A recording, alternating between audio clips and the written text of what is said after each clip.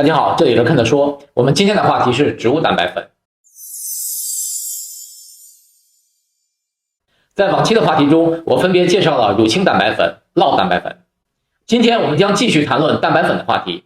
今天的主角是植物蛋白粉。经常观看我视频的老铁们都知道，我对植物蛋白的观点比较消极。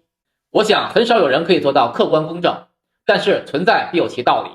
作为蛋白粉市场上一种广泛销售的产品类型，我想还是拿出来和大家聊聊，这样便于你能做出更加清楚的选择。植物蛋白粉作为蛋白质补充的替代品，受到了中国市场的广泛认可。关于这点，在蛋白质的优劣的那期视频中，我通过评论的激烈程度得到了印证。由于地域饮食文化的影响，中国人更加认可将植物蛋白作为蛋白质的来源。当然，在接受蛋白粉时，植物蛋白粉被接受的程度也就更高。看看你身边运动健身的人，可能都在吃乳清蛋白或者酪蛋白，你可能会认为乳清蛋白粉才是销售主力，但是事实并非如此。中国市场销售的蛋白粉，植物蛋白粉才是主力。那么植物蛋白适合什么样的人食用呢？注意，主题来了，植物蛋白可以为特殊人群提供蛋白质来源。对于素食者或是对乳品过敏的人来说，植物蛋白是最佳的蛋白质补充选择。还有就是环保主义者，养殖动物所需要的资源和环境的影响较大，而植物蛋白粉使用植物为原料产生的温室气体和资源消耗较低。对于关注环境可持续性的人来说，选择植物蛋白粉是一种积极的环保行为。下面我们来了解一下植物蛋白粉的制作过程，大概可以分为7步。第一步，选择原料。常见的植物蛋白粉的原料包括大豆、豌豆、藜麦、黄豆、绿豆、大麻等等。第二步，清洗和处理。在加工之前，去除杂质和不需要的部分。第三步，研磨和粉碎，使其成为细末状的形式。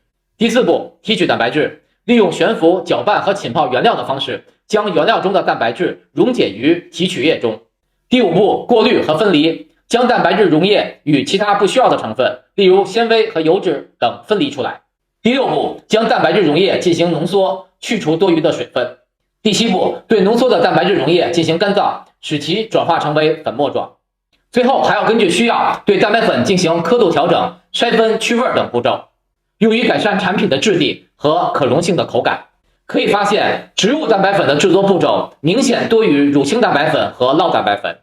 给你提个问题，为什么这么费劲，还是要制作植物蛋白粉呢？我们来看一下植物蛋白粉的优点。植物蛋白粉通常富含纤维素，有助于消化系统的健康。相对一些动物蛋白源，植物蛋白粉通常含有较低的脂肪和胆固醇的数量，这使植物蛋白成为追求低脂肪、低胆固醇人群的选择。以上2点是植物蛋白对比动物蛋白的绝对优势。再来聊聊常规优点。虽然我并不认为这是植物蛋白的优点，因为这些常规优点会被乳清蛋白等等比得七零八落的。第一，含有丰富的氨基酸和支链氨基酸。黄豆蛋白粉的蛋白质含量最高，可以达到 90% 以上。大豆和豌豆蛋白粉可以达到 80% 到 90%， 藜麦蛋白粉可以达到 60% 到 70% 之间。第二，消化吸收率较高。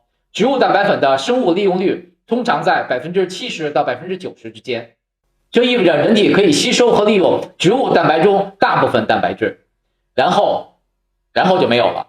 我们再回来拿刚才我所说的所谓的优点和乳清蛋白对比一下。刚才说了，植物蛋白氨基酸丰富，注意，不是必需氨基酸丰富。植物蛋白中缺乏赖氨酸和苏氨酸，赖氨酸对于维持健康的骨骼、肌肉和身体组织非常重要，同时还是参与合成肌肉、酶、抗体以及激素的重要生物分子。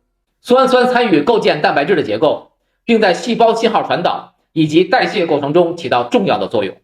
植物蛋白所含支链氨基酸的含量比乳清蛋白低很多。关于消化率高，还记得我在乳清蛋白那2期视频中讲过，3种乳清蛋白的消化吸收率都在 90% 以上，而植物蛋白的平均吸收率在 70% 到 90% 之间。所以将植物蛋白做成蛋白粉以后，在营养价值上确实比自然界的植物蛋白提高了，但是仍然不如人意。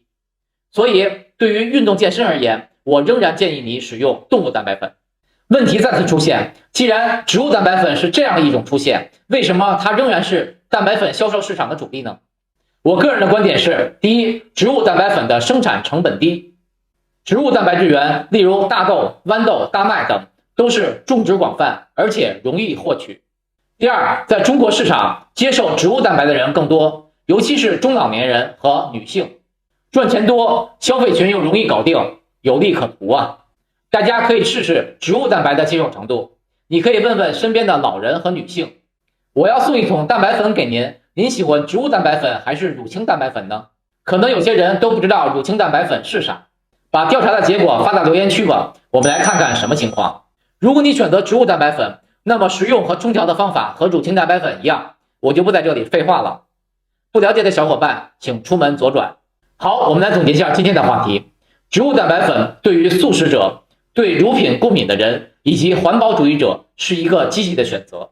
植物蛋白粉富含膳食纤维，含有较低的脂肪和胆固醇，与乳清蛋白粉相比，植物蛋白粉的必需氨基酸和支链氨基酸的含量较低，而且消化吸收率也较低。植物蛋白粉在市场上的销售主力地位得益于生产成本低和受众人群广泛，特别是在中国市场受到老年人和女性的青睐。在选择蛋白粉时，我建议运动健身人群仍然选择动物蛋白粉。我将在下期的视频中给大家介绍肉类蛋白粉，敬请关注。谢谢大家的观看，我们下次再见。